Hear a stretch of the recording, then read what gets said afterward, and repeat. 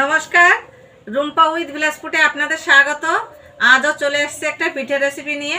তো আজ করব সুজি পোয়া পিঠা। তো আমি রেসিপিটি কিভাবে করছি আপনারা সম্পূর্ণ ভিডিওটা দেখুন, আশা করি আপনাদের ভালো লাগবে। যেহেতু এখন শীতের সময় সবারই মনটা চাইবে যে একটু পিঠে তৈরি করে খাই, বাড়িতে প্রত্যেকেরই কিন্তু মন চায়, তাই না? তো তার জন্য আমি পিঠের রেসিপি করছি। তো আপনারা দেখতে থাকুন আর আমার সঙ্গে থাকুন।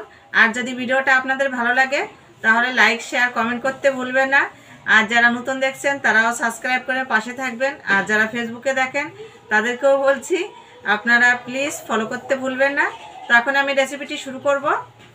বাটি মাপ করে ময়দা নিলাম, 2 বাটি ময়দা।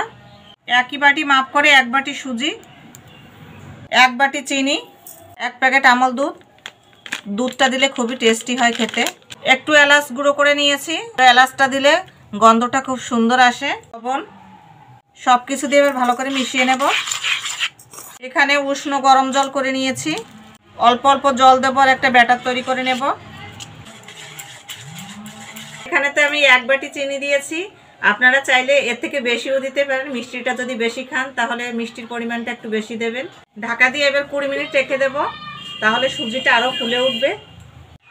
ঢাকনাটা তুলে নেব, এরকমই করতে হবে ব্যাটারটা।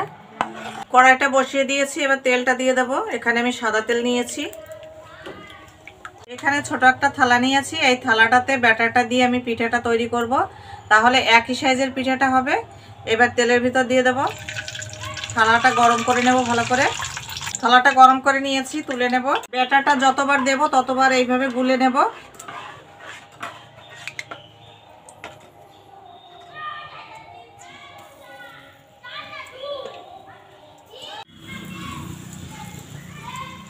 দেখুন বন্ধুরা, থালার থেকে কত সুন্দর ছেড়ে গেছে।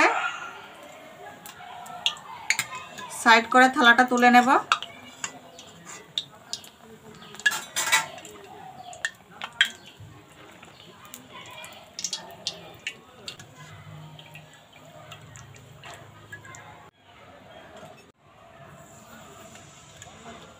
দেখুন বন্ধুরা, কত সুন্দর ফুলছে, একদম থালার থেকে ছেড়ে গেল।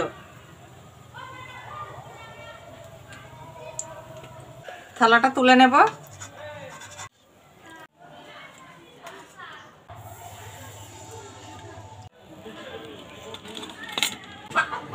পিঠাটা ভাজার সময় তেলটা খুব ভালো করে গরম করে নিতে হবে, আর ঠান্ডা হলে কিন্তু থালায় লেগে যাবে।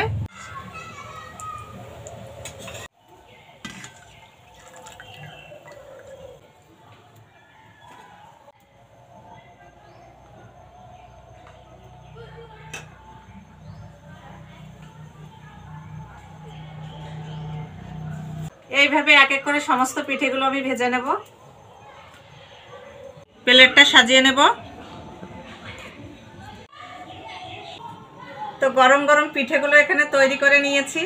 এবার একটু খেয়ে দেখবো কেমন হলো। আর আমি যখন থালায় আমি ব্যাটারটা দিয়ে তেলের ভিতর দিয়েছি তখন কিন্তু তেলটা একদম ঠিকঠাক গরম রাখতে হবে। আর যদি গরম কম থাকে তাহলে কিন্তু থালায় লেগে যেতে পারে। তার কারণে তেলটা ভালো করে গরম করে তারপর ব্যাটারটা দিয়ে থালায় দিয়ে তেলে দিতে হবে।